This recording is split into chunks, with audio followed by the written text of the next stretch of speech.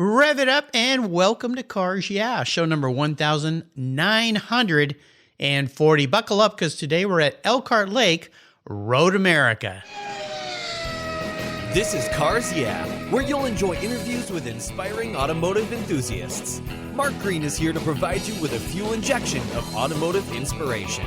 So get in, sit down, buckle up, and get ready for a wild ride here on Cars Yeah.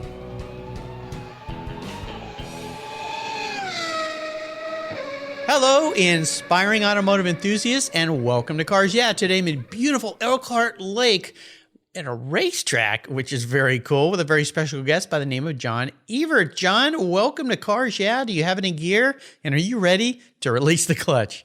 I do, and I'm ready to go. Yeah, you guys out there are always ready for that. Now, before I give you a proper introduction, I typically ask my guests to share one little thing that most people don't know about you. Now, I learned something about you that's very interesting that kind of connects us here. In 2003 and 2005, you were a volunteer firefighter, EMT, here in Gig Harbor, Washington, where I live. That's pretty cool.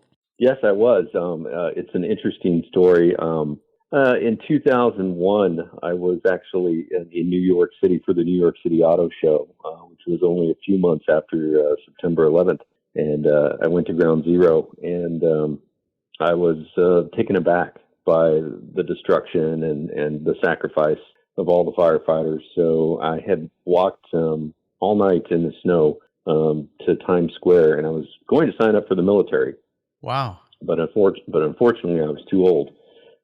So they said, we need more firefighters and cops. So I immediately flew back home to Southern California after the auto show, walked into a fire station and said, what do I need to do to become a firefighter? And luckily, a very kind lieutenant with the LA County Fire Department sat me down and talked me through a few things. He said I was a little bit older than most guys. I was 28 at the time. But he said, go for it. Here's what you need to do. So I sold everything I owned. Wow. And moved up to Gig Harbor, Washington, where my parents lived at the time, and my sister and brother-in-law and two nephews were over in Bellevue and Renton area. I had my entire immediate family there, and they were very supportive of me. So, ironically enough, I signed on with the Gig Harbor Volunteer Fire Department and got my EMT certification at Fort Lewis McChord, and I was a full-time EMT with a private ambulance service in Seattle called TriMed,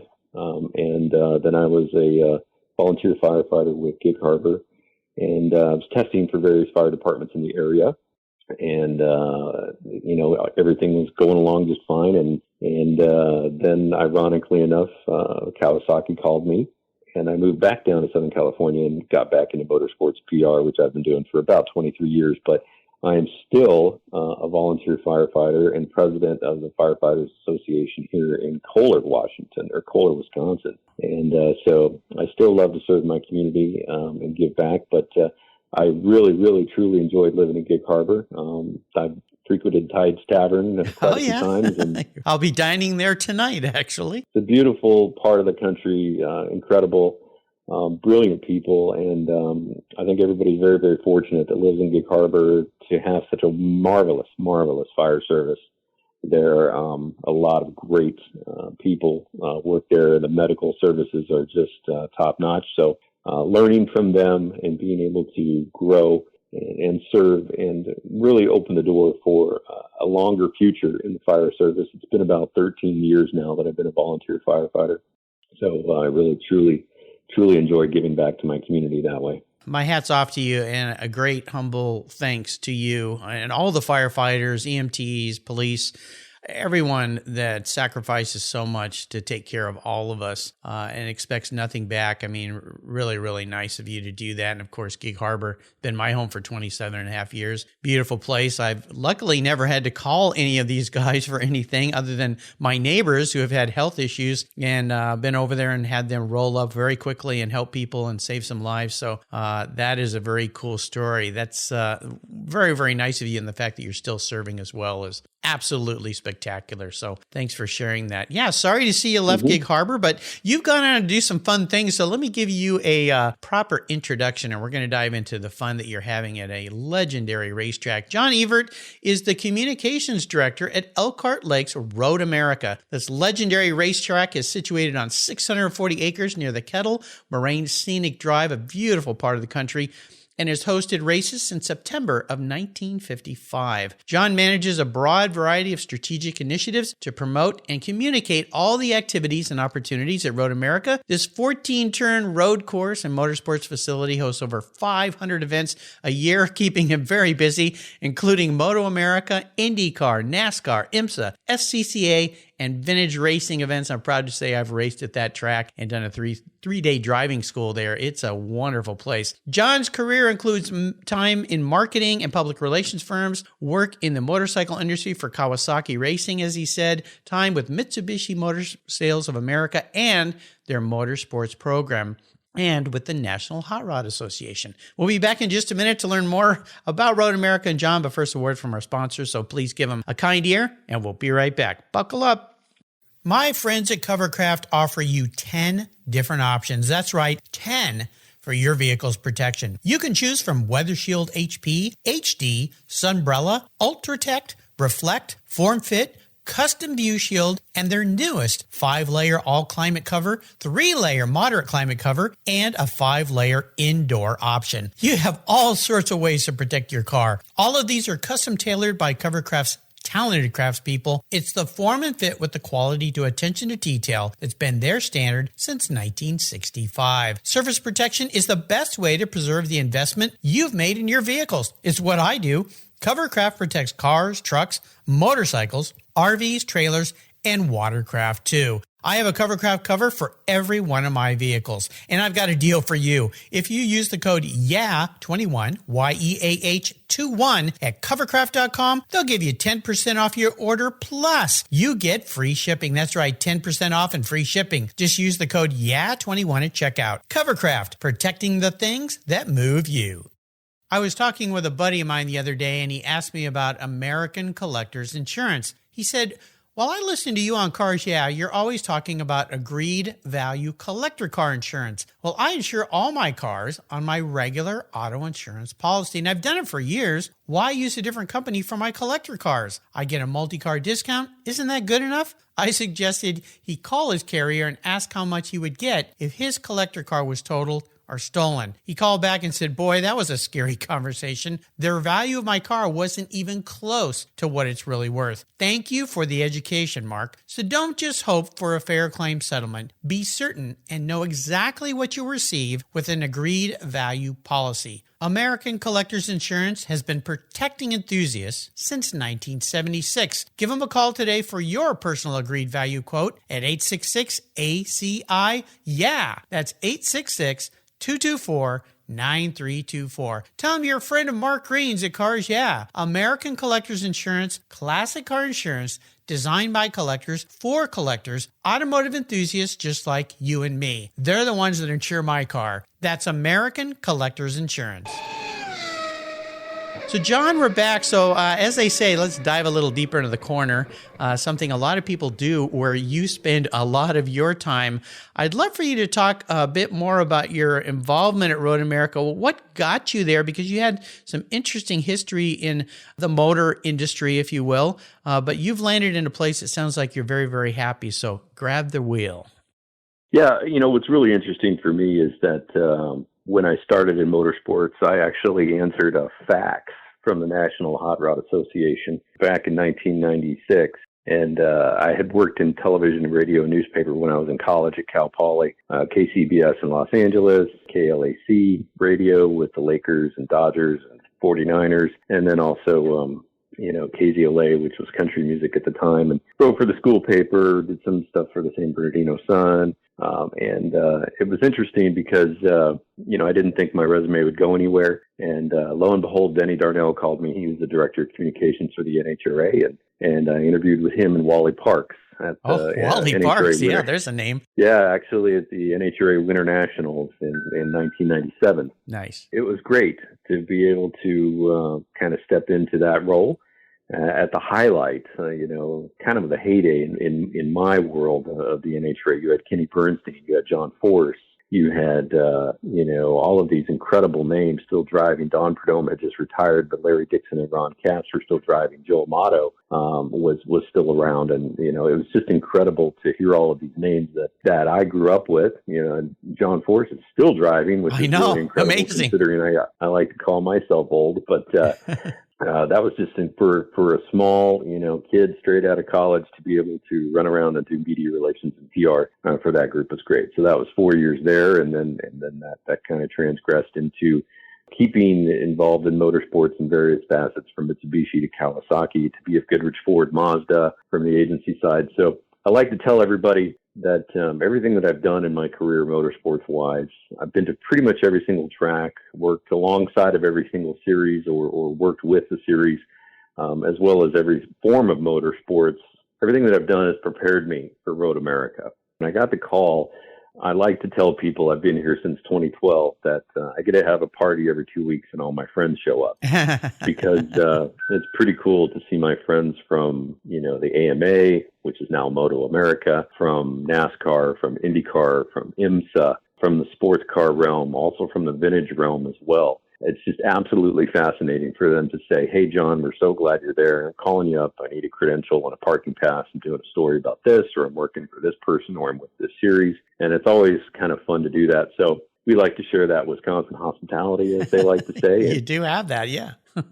Open the door for everybody and show everybody a good time. My job is really helping the media do their jobs. It's very tough, as we all know, to be traveling, especially in these days of COVID and also post 9/11. So people come in, they're travel weary, they're tired, they probably have deadlines, they have things going on, they're worried about Wi-Fi and comfortable place to work and also being able to watch and cover the event. So we try to make sure that all of those facets are in place and they've got all the necessary things that they need to provide positive coverage. From time to time, we can slip in some great things about our facility, and it's always encouraging for me to hear, "Hey, we love coming there. That's our favorite track." And that's what I try to instill on everybody when they leave. Sometimes it's not always easy with race car drivers per se and riders because they say they love it. So it's a tough interview. You kind of have to ask a few more questions to get some things out of them, especially if you're trying to fill time or space. But it's a nice problem to have as well. 4 miles, 14 turns, rolling hills throughout the Kettle Moraine. So many different offerings in addition to what happens on track. We like to tell people, come for the experience and stay for the race, because when you are here, you do feel like you're staying in a national park. So we also call ourselves the National Park of Speed. A little bit of history with the track is that, we were designed and built by a gentleman named Cliff Tufte. That's Cliff with one F. And he was a civil engineer back in the day and had a vision. Once they stopped racing on roadways around the area because it was just too dangerous. So he gathered a group of people, SCCA members and other local business people and other landowners, and found this patch of land just south of Elkhart Lake and walked the property.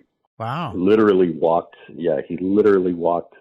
every section of the property and hammered in a steel stake where he thought a turn needed to be and where he thought, a certain element of the racetrack needed to be. They wanted to encompass the feeling of still racing on the roads as they had before, racing around the village of Elkhart Lake, but have some straightaways and have some challenging turns. And he looked at racing back, even at the turn of the century and moving into the 20s, 30s, and 40s. And obviously during the 30s and 40s, there was a little bit of a dissuade there because of the wartime area. But then coming into the 50s, all of these pilots and soldiers came back and were racing these thrilling cars. I mean, the evolution of racing came in the 50s, the biggest evolution, I would say, because you had NHRA, you had NASCAR, you had all of these various aspects of sports car racing. People were taking big engines and putting them in small cars and doing crazy things with them. So he walked this track, and instead of 2.7 miles or 2 miles, which most tracks were, they chose 4.048. was the perfect track with straightaways and right turns and left turns as opposed to just right turns or just left turns. And another fun fact about Road America is that configuration has not changed since 1955. Really? And wow. Yes. And the configuration, I mean, there's still runoff areas and there's still rumble strips and certain things, but the whole configuration has not changed, and the elevation changes and everything. Nothing was really ground out or milled out, or it's all the natural elevation of the area. It's a marvelous track. My first visit there was exactly what you said. I felt like I was in a park, and we were there to do some vintage racing, and I remember thinking, boy, I'm glad we have some track bikes to get around this place to kind of check it out, because it's so huge. If you try to walk, it takes you quite a while to get from one place. But yeah, you can picnic, you can sit back, and then going in. The first time I was there, a bunch of us drove race cars into town, and all the people welcoming you into town, and they had kind of like a little impromptu concours on the streets of the race cars, and of course, famous places to eat. It's like a cozy, friendly. It's like a Gig Harbor. It's a hometown feel. It is, and we're very, very lucky because when Cliff Tufte and the various people that brought Road America to what it is, ironically enough, they call it Road America because they wanted to design it after road courses. They kind of did it backwards, and a lot of people love to ask that question, what do you mean? Mm-hmm. Well, if you go to any sports venue nowadays or any racetrack, you usually park outside the facility and walk in. With Road America, it's totally different, and we're lucky for that fact because you actually drive through the gates. And you can move around to different parts of the facility and watch from different locations. As opposed to other facilities or venues, you're not dedicated to a seat. You have room to roam. You can move around and park your car in one turn and watch somewhere, or walk to another turn and watch. And probably one of the few road courses where you can sit under a shade tree and put your feet in green grass and watch world-class racing. And we're very fortunate for that fact. And it's something to where, being here for the time period that I have been, it's been a revelation for me to really see this and experience it and hear so many generations of fans coming back and so many generations of racers racing here. Oh, everybody's raced there. Yeah. Yeah. If you dig deep into the annuals of our archives, which I've locked myself in there for hours at a time, there isn't a single famous name, that's uttered that hasn't really raced at Road America. So we like to tell people when they get the chance to walk the track as part of our 4 miles of fitness, or do a track walk with a Skip Barber School or something of that sort, that they are walking in the place of history. History has been made here time and time again, and it's made literally every single day during our season. So that's one of the really unique factors of this place, is that it hasn't changed. It won't change. We're planning a complete repave in October of 22, and immediately a lot of people started raising their hands and kind of getting nervous about things. But we promised everybody that we're not changing the track in any way, shape, or form. We're just giving it a little bit of a refresh, a facelift, which is necessary. I think the last one was done in 1995. So, oh gosh, asphalt and concrete have an expiration date, as we all know. So it's about time for that, but we're not going to change anything else. We're just, we're making it new, and we've got a full committee working on that. So that's an exciting thing for moving into 2022 and also for 2023. But the other thing that's unique about Road America that a lot of people aren't familiar with is that our business model, we're very similar to the Green Bay Packers. We have shareholders. We report to a board of directors, and our board of directors reports to our shareholders. So people can buy shares of Road America. They're not publicly traded. It's privately traded. Mm-hmm. The shares are very sought after. So usually whenever a share becomes available, they're traded immediately amongst various shareholders. We're owned by a group, and we make sure that we adhere to what the group is looking for based on our capital expenditures, and we're constantly reinvesting funds back into the facility. We've had a good season in 2021, and we have reinvested those funds back into improvements for 2022 and 2023 and beyond. Nice. And that's what we do to make this place nice, whether it's new concession stands, new restrooms, new amenities for fans, paving the track surface for competitors, garage spaces, towers, our new paddock shop and conference center and things like that. It's constantly improving the facility, and our fans appreciate that, our shareholders appreciate that, especially our competitors appreciate that, and it's allowed us to now have a little bit of staying power when it comes to the series as well. So we're also extremely lucky, very, very blessed that we have every major racing series in North America coming to this racetrack for the 2022 season. That's a rarity. The only thing that we're kind of missing out on is World Superbike or Formula One. Formula One fans can still come to Road America and probably be here enjoying the experience in National Park of Speed while watching Formula One, on their iPads and their iPhones and in their campers otherwise. What's interesting is that if people want their Formula One fix, we do have vintage Formula One cars arriving from time to time because we have 3 vintage events. And it's always fun to see these 1990s Benettons and, unwinding as they go down the front straight. So that's encouraging as well.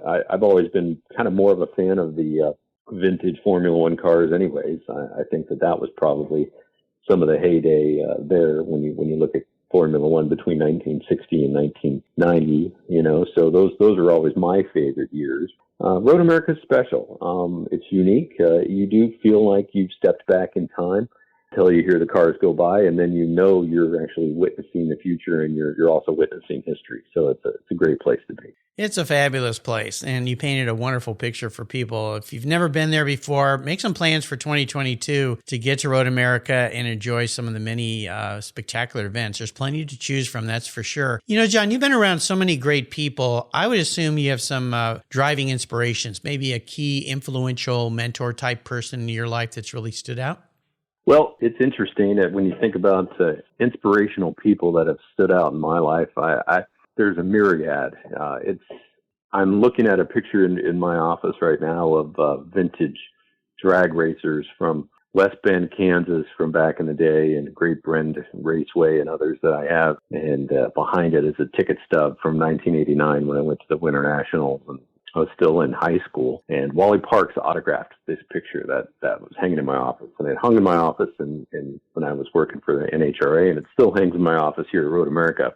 He was probably one of those inspirational folks because he was a gentleman at heart. He was an editor first and foremost for National Hot Rod Magazine, and then evolved into this organization, which has grown to what it is today. And when you look at some of these great names in motorsports, Phil Hill, Bobby Unser, Mario Andretti, guys of those sorts, and even names that are synonymous with NASCAR and others, they were always gentlemen. They were always very astute businessmen. And my first boss, straight out of college, my first business card, my first piece of stationery, Denny Darnell, was probably another one of those gentlemen. And he was an editor for a paper in Tennessee, and kind of moved up through the ranks to Bristol Motor Speedway and others, and then landed at the NHRA. And all of them had a business sense about them and a professionalism about them that truly inspired me. They treated others, in a way of respect.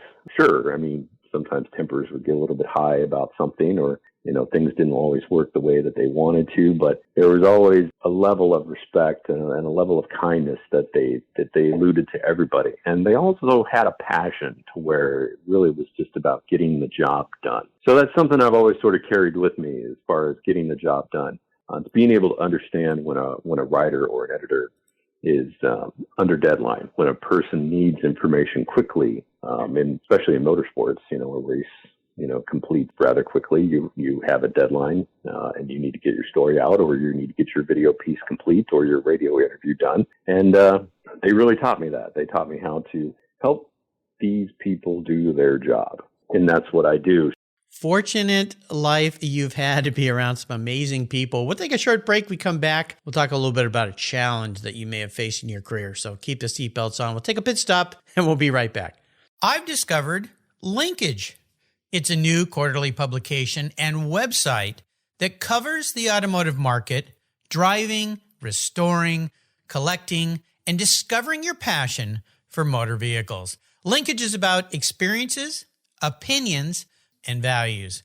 Linkage is an actual informed, reasoned opinion based on first-hand experiences. A talented linkage team covers the automotive world, the people who share your passion and mine, smart, considered, rational, and experienced opinions, ones you can learn from and grow. That includes our passion that drives auctions and the collector car market.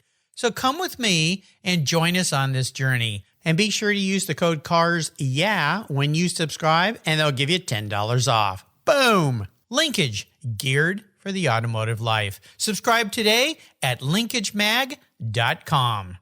How did you discover your path to a fulfilling life? Too many young people flounder in finding an education and a career that fits. But for those who have a passion for cars, trucks, and motorcycles, and who love working with their hands, problem solving, and fixing things, a career as a professional auto technician is incredibly rewarding. Cars Yeah is pleased to team up with TechForce Foundation, our charity of choice, in bringing scholarships, technical education, and hands-on experience to young people so they can discover a possible future. Join me and lend your support by visiting techforce.org today.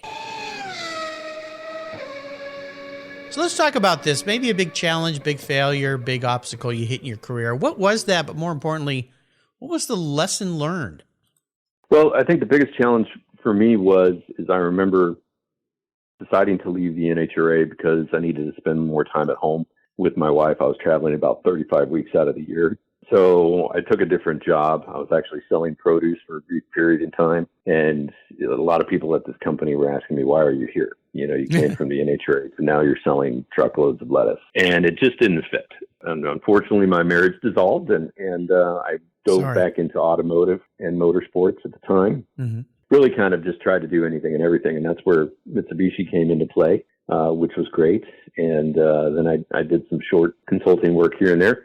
But that's also where I realized, I was in New York for the New York Auto Show shortly after September 11th, and I realized all of the tragedy that had unfolded for America, and how America came together, and how so many people were doing what they could to help and give back. So that's kind of where I had an epiphany, and I knew I needed to do something, and that's where I decided to become a firefighter EMT.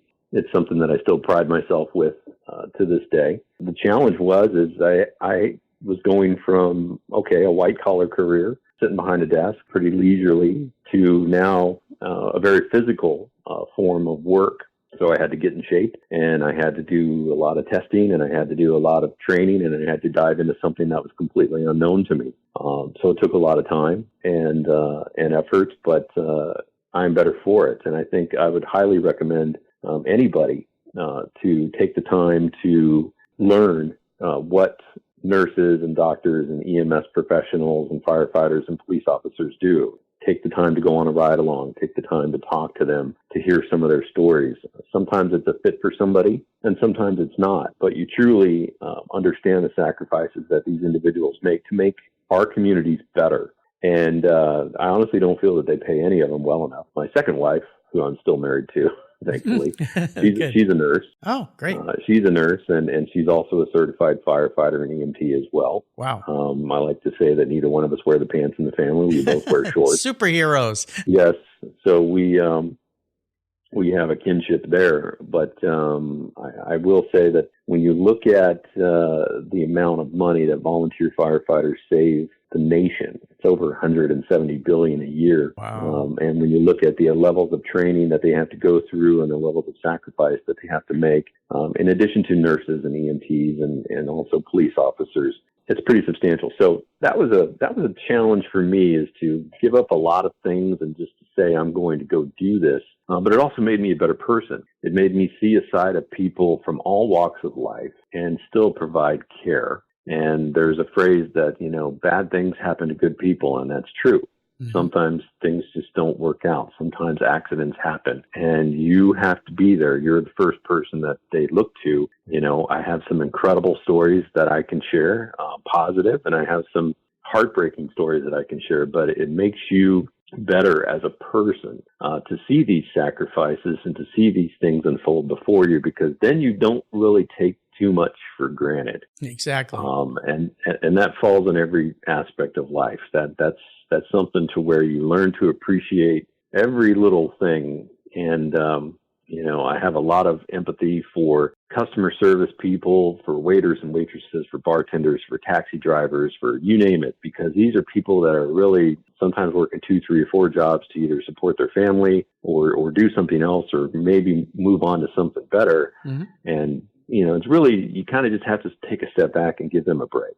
And it's everything from truck drivers to police officers to firefighters to nurses. It's the fabric of our nation, really. It's the fabric of what made our nation better, were all of these people willing to step up and volunteer and go after tyranny in World War II and fight against a known enemy. Mm-hmm. Nowadays we're kind of facing an unknown enemy when it comes to the pandemic and when it comes to everything else that's going on in the world. And it's fascinating to look at these people that are willing to put themselves before everything else to hopefully make other people's lives better. And, I'm encouraged when I see people come together and provide support that way. I'm thankful that I accepted that challenge and really stepped away from the business world to do that. I realized once I got back into the business world that I could continue to do that, and I still received the same support. And when you enter into the EMS field or the firefighter field or even law enforcement or even into nursing, there's a camaraderie there that will carry you your entire life. And there's always a brotherhood. There's always a sisterhood. And that's something that fills a nice space in my life too, to where, not only can I serve my community, but I can walk into a fire station in any city and let them know that I'm a firefighter, and these guys understand what I've been through, and they accept me with open arms. It's truly something that's unique to this country, and I encourage anybody that if they have the time and they really want, to really do something good, take that time to volunteer through their communities.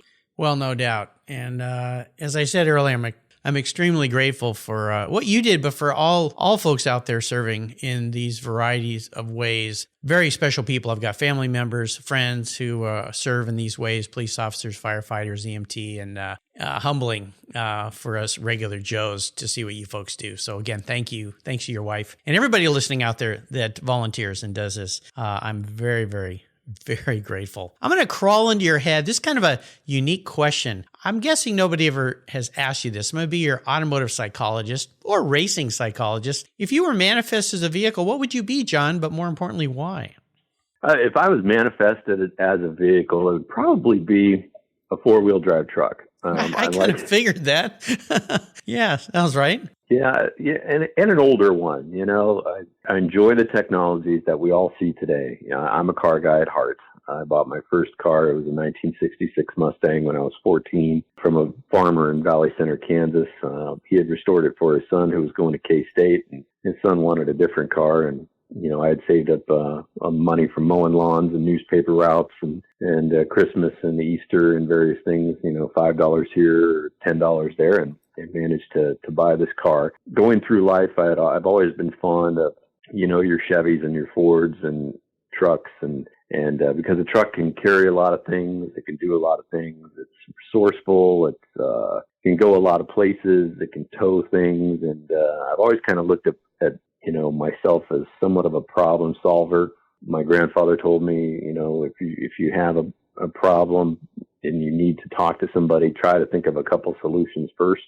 Don't just cry over spilt milk and things like that. And I think it was that resourcefulness of the generation that was, young in the Great Depression and came of age during World War II, and they learned how to, squeeze a dollar out of a dime and do lots of things. And that's kind of, if I was to be a vehicle, that would be something that would be probably take a couple times to get running in the morning, but once it got going, it would work all day and get the job done. So, I kind of like to think of myself that way. And, some days I'd probably rather just stay in the garage, but yeah.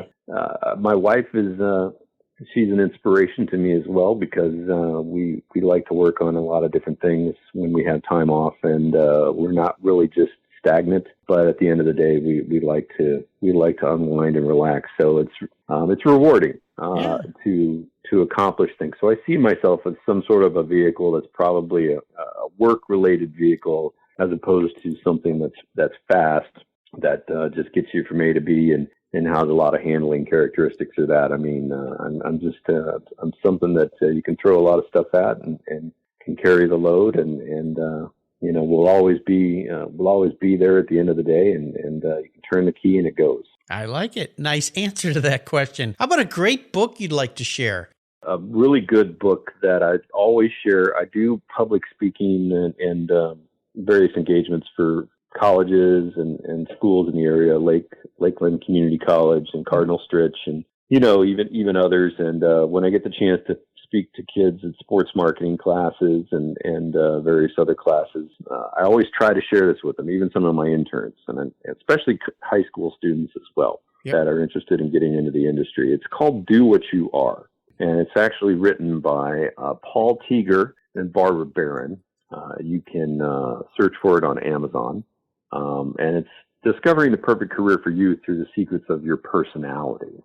What's interesting about this book is when I was wondering whether or not I should go into the fire service, I was kind of wondering if I should change my career as well. And here I am, somebody in my late 20s, not quite sure if I wanted to do it. I picked up this book and I read it. And essentially it has a personality test at the end of the book. And if you're honest with yourself, it's surprising what you will find.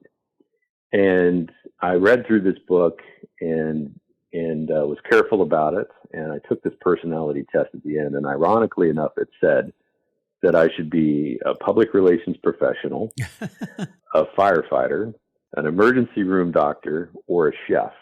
And wow. I love to cook. I love to cook. It told me that I should go into the fire service, which is what I did. I became a firefighter EMT. And I've been a public relations professional before, and I'm a public relations communications professional now. So I guess the only thing left is to probably go to medical school, but I don't know if I'm going to probably take that route. But it was fascinating to me to read through this book, finish this test, and realize, okay, I had made the right choice. But also, it was something to me to where if somebody's not sure about what they want to do in life, and this is why I like to share it with high school kids or college students, this is definitely a book, no matter how old you are or how young you are. I was out of college. I had a career, and I read this book. I wish I had read it when I was younger, because I truly believe that if you find your happiness in your career, that you never have to work another day in your life. I like to tell people that I get up every morning. I live in Colder, Wisconsin, which is 10 miles from Road America, and I drive about 80 miles an hour to get to the track. Sure, it's probably about 10 miles over the speed limit, but that's because I'm excited to get to work every day. Yeah. And I told people, I said, when I'm not driving a little bit faster than I should to get to work, that's the day that I don't need to be coming to work. Great recommendation. Absolutely familiar with that book. And yeah, it's definitely worth your time, especially if you're looking for a change or if you're a young listener looking for something to do. You've taken us on a great ride today. I wonder if you could leave us with a success quote or a mantra, a nice saying before I let you go. Super simple. Comes from Roger Penske. Roger Penske is just a legend in the motorsports community, obviously very successful racer and team owner. Roger, when he has employees that have been with him for a period of time and he believes in them, he gives them a coin, kind of like a challenge coin that the military have. And on one side it says effort equals results. And I firmly believe that. It's a phrase that I heard way back in the day. And it doesn't matter what type of effort it is. Case in point, positive effort equals positive results. If you put in the effort, you're going to have positive results. If you don't put in the effort, you're not going to have any results. Or negative effort equals negative results. So it's quite simple. Effort equals results. With Roger Penske, he flat out says, he's like, put your head down, work hard, things will work out for you.